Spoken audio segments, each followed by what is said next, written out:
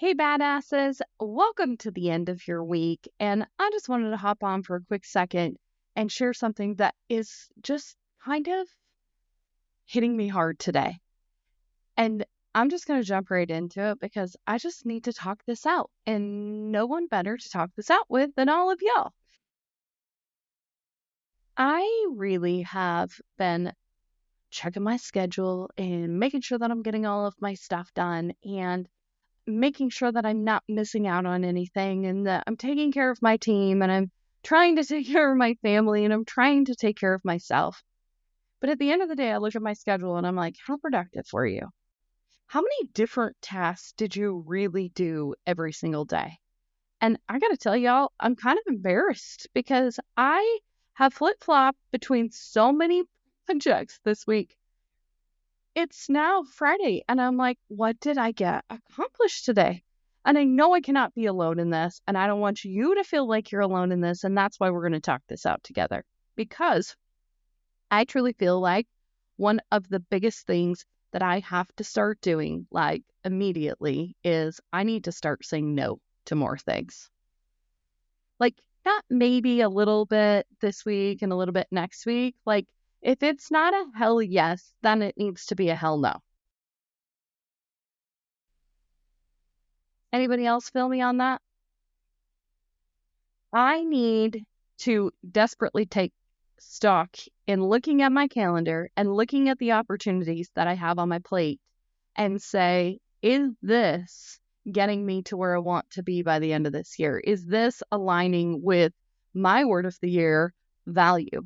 I look at my vision board over here on my wall every single day when I'm sitting in here working in my office.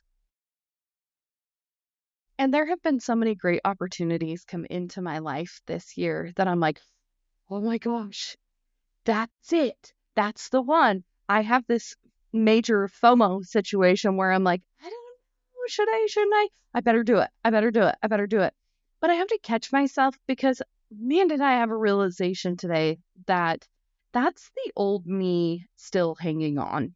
And what I mean by that is that scarcity mindset of like, shit, if I don't grab this right now, it's not going to exist for me in the future. And today, as I sat looking at my calendar, I was just like floored at the things that I say yes to that one, I just really don't want to do. And I'm being really honest with you, and I hope you can be honest with yourself. There's shit on our calendars that we just don't want to do, but we do it anyways. And it's not stuff like having to take the kids to school or pick up something or do something like that. Like, it's stuff that we have been asked to do by other people, and we say yes, whether it's promise of potential money, whether it's promise of potential visibility for our business, whatever it is. We say yes, and then do you ever have those times where you say yes and then you instantly regret saying yes? Like you put it in your calendar and you're like, those are the ones that I'm going to challenge you this weekend that you just go immediately to your calendar and say, see ya, because they don't need to be there. If they're not bringing you happiness, if they're not bringing joy, if they're not bringing benefit to your family, if they're not bringing benefit to your business or to you, to your soul, then you can park them in the parking lot and you can do them later if it's awesome. Or maybe it's just not the right opportunity for you. Imagine if we said yes to every great opportunity that came up. I know y'all get awesome opportunities to do a variety of different things, but what really aligns with your heart? I have great opportunities on the table right now with a few different situations, and it's tugging at my heart so much. Which one is going to allow me more time with my family? Because that's really, really what I want. Which one is going to allow me to have more freedom financially to be able to do the things that I want to do? Which ones are going to make me be able to stay in a calm state and not be in this constant panic or anxiety, the unknown all the time? I would love to challenge you to take a look at your calendar if this resonates with you at all and not feel guilty for getting rid of the shit that you don't want to do. I want to go through 3 quick little tips, tricks, and ideas that I'm going to start implementing right away so that I can be more confident in the art of saying no. As women, I find it so interesting because when we have to tell somebody no, it often is accompanied by an excuse. No, I can't do that today because I have to fill in the blank. Oftentimes, when you hear a man say no, he's like, nope, not right now. Nope, not for me. Nope. How can we be more unapologetic about saying no? Why do we take it personally? I think this is something women have struggled with for a long time because a lot of us, I think, our innate want and need is to help people and to serve and to nurture things and make them grow and do cool things with them. We also love the excitement of starting something new. If you're like me, I love new things. I love new ideas. I love to help people start new businesses. I love the new. But if you're constantly in the new, you don't ever get to see the growth. You don't ever get to experience the hard work and the things that come from that. I think one of the most important tips that I want to start off with is recognizing when you need to say no. And I've really looked at my calendar. We have, like, can you believe this? Like, really 4 months left. It's damn near September already. We have 4 months left. Have you accomplished what's on that vision board?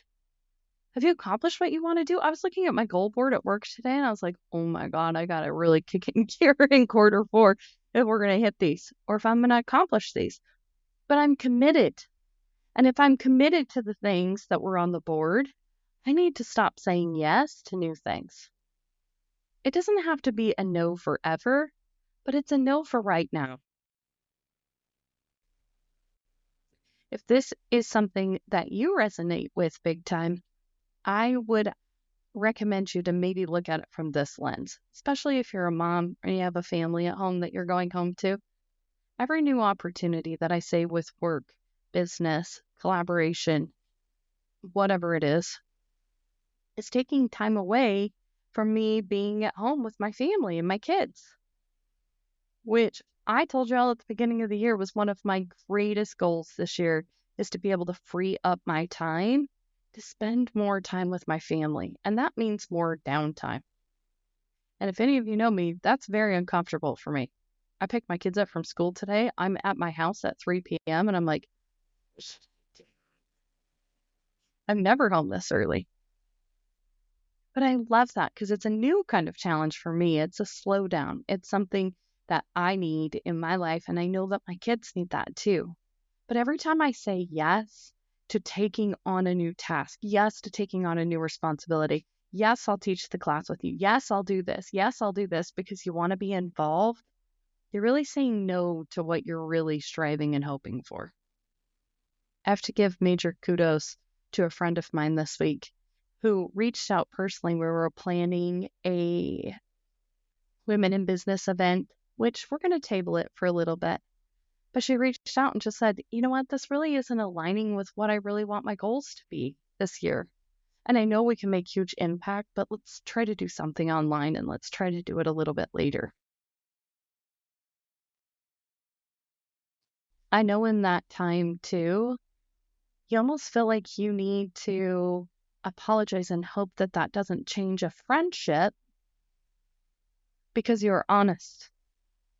And to be real honest with y'all, that was one of the most precious gifts that she gave to me because I have been in a season of overwhelm. I have been like, at the end of the day, like, oh my gosh, I have to slow down a little bit. That was a gift that she gave me.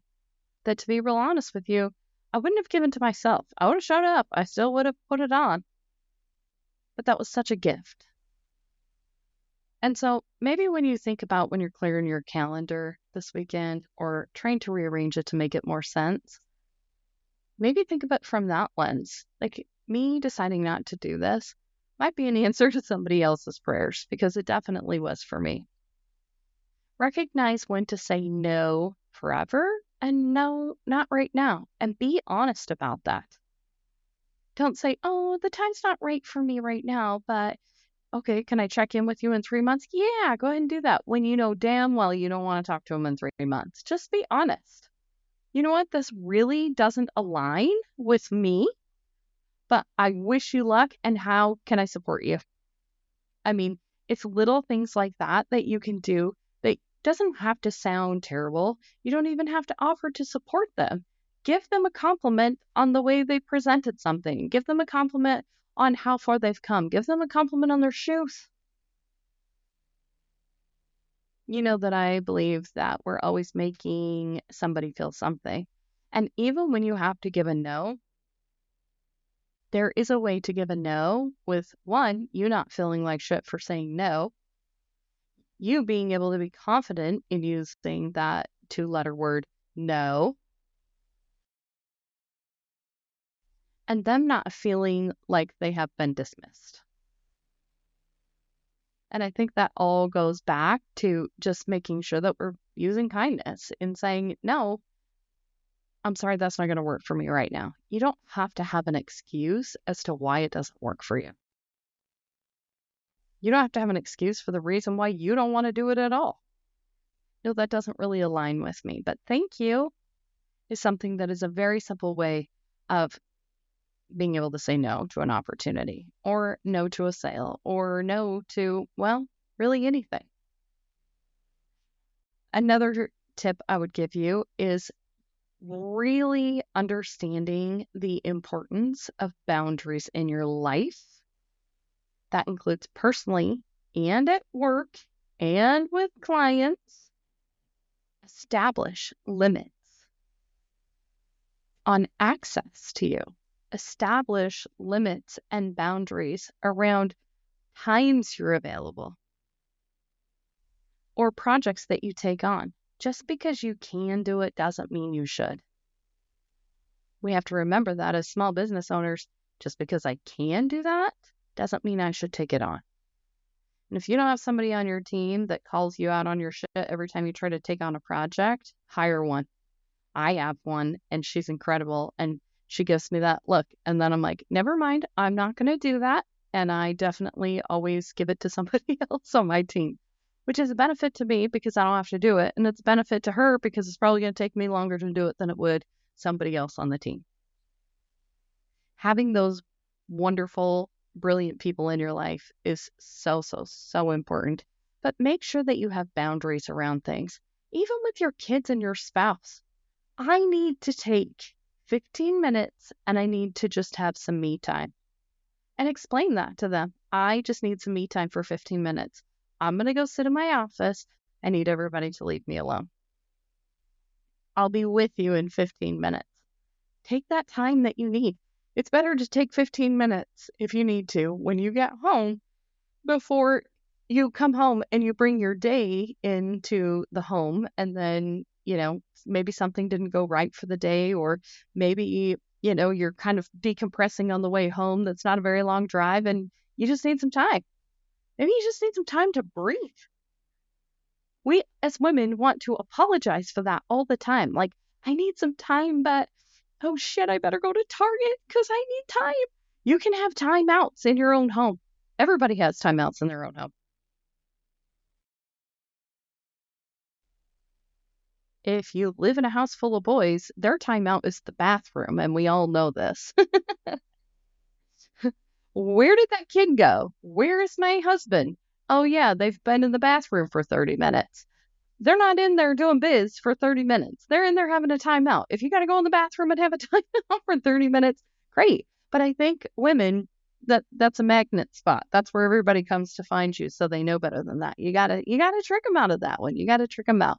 If you have kids, the little fingers under the door, the dogs at the door, it's a whole thing. I don't know. Just me. That's definitely not my place to hide here because everybody will be drawn to that door being shut. But if I explain to them, hey, I need to just take a walk around the block. Can I come?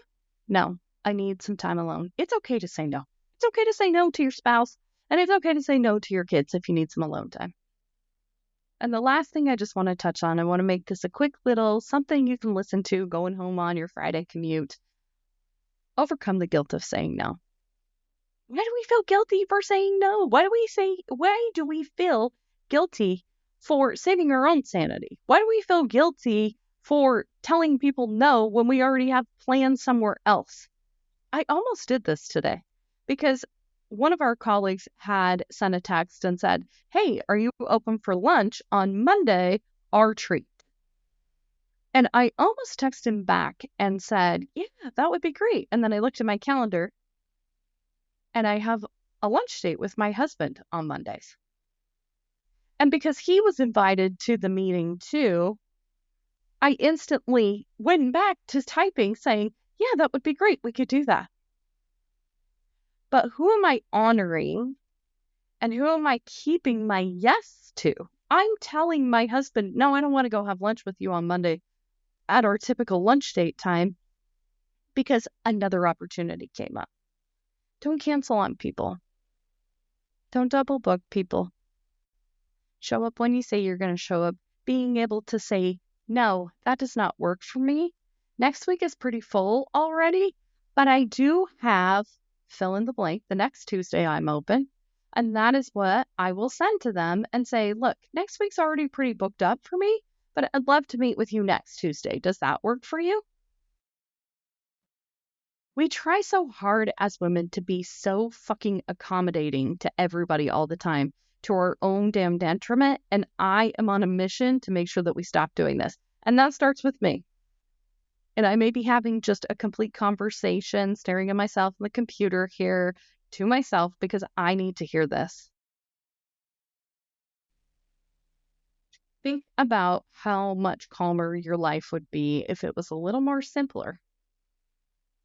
We don't have to be the PTA mom, the CEO at work, the soccer coach, the, volunteer, the mom, the dish steward, the laundry person, the wife, the date planner, the travel coordinator. You don't have to be all of these things.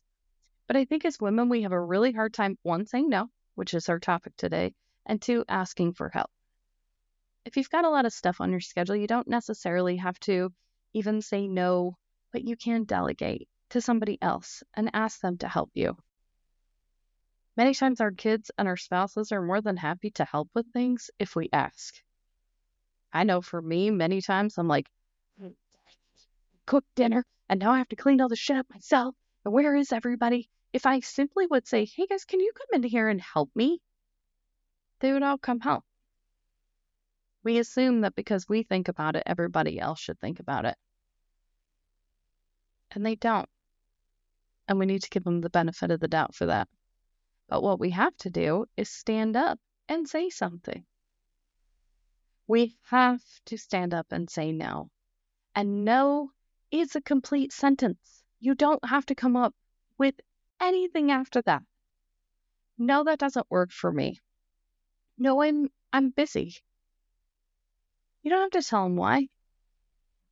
No, not right now. If it's something you don't want to do in the future, don't say contact me. No, this isn't for me right now. This doesn't really align for me. Maybe work on a few things. That could be simple letdowns if that's something that you definitely want to be conscious of. And I think a lot of us do. And so we end up making excuses, which may or may not be true sometimes, just to be able to say no. Focusing is about saying no. Getting to those big dreams and goals that you want to do, what's on that vision board, requires me to say no to more things than I say yes to. Yes, more times than I say yes. You have to say no, no, no, no. No should be more frequent than yes. We overextend ourselves and then we get resentful for that, or we become overwhelmed or anxious. And we have to start taking care of us. Again, we need to return back to home. What makes us feel good? What level of commitment? What level of yeses feels in alignment with my soul, feels in alignment with my goals? When you say no, you turn down the noise of everything else that's going on. Like if we really took one thing in our business and we focused so hard on that one thing in the business this year, how do you think the business would look next year? I'll give you an example. We really worked hard in our business this last year to nail down our costs. Where were we at with costs so that we could get our pricing right? We don't have that many more customers this year than we did last year, but our revenue is up almost 70, a little over 70% this year because we weren't charging the right price. We focused on one thing and made that big of a difference in our business. Think if you focus on one thing in your personal life that you really want to work on. Maybe you really need to work on your marriage. And you're like, I really need to focus on this instead of trying to focus on 5 things at one time. I know as achievers, which a lot of us in here are entrepreneurs, so it just kind of seems to come natural to us. That's kind of scary. That's kind of scary for me to even say out loud because the slowdown is kind of frightening to me. But when we slow down, we can really hear that internal intuition tells us things. It tells us maybe we're on the wrong path. It tells us maybe we need to be open to other things. It tells us maybe it's time to close a door on something and try something new. No is a power word. We need to own it like the badasses that we are and watch how much that changes our life.